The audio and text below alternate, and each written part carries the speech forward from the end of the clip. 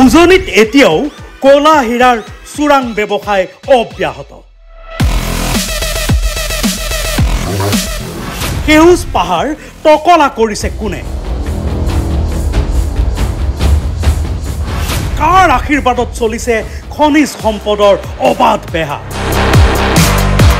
চকুমুদা কুলিৰ ভাৱত যেন বন বিভাগ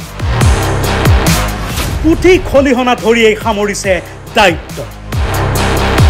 উজনিত এতিয়াও অব্যাহত অবৈধ কয়লাৰ ৰমৰমীয়া বেহা।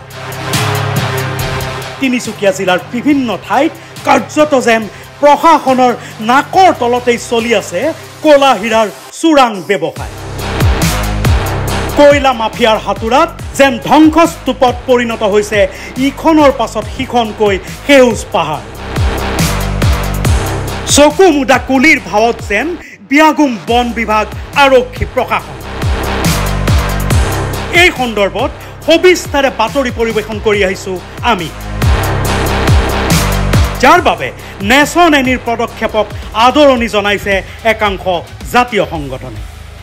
আৰু দ্বিতীয়টো কথা হৈছে যে যেনেধৰণে এই অবৈধ কয়লা চিণ্ডিকেটৰ বিৰুদ্ধে নেশ্যন এনিয়ে একদম সাংবাদিকতাৰ যি নিৰ্ভীক আৰু নিৰপেক্ষভাৱে যেনেধৰণে বাতৰি সম্প্ৰচাৰ কৰিছে, সেই ক্ষেত্ৰত আমি পুনৰবাৰ নেশ্যন এনিৰ সমূহ পৰিয়ালবৰ্গলৈ আন্তৰিকতাৰে ধন্যবাদ কৰিছোঁ। আপোনালোকৰ যি এনেধৰণৰ বাতৰিয়ে আচলতে নিশ্চয়কৈ প্ৰভাৱ পেলাইছে বুলি আমি ভাবোঁ।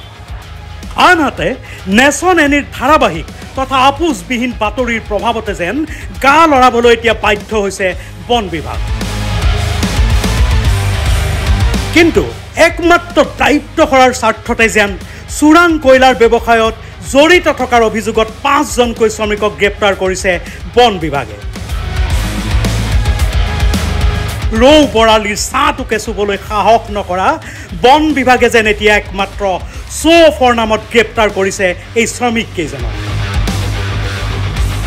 যিটো অতিকে হাস্যকৰ বুলি অভিহিত কৰিছে বীৰ লাচিত সেনাই।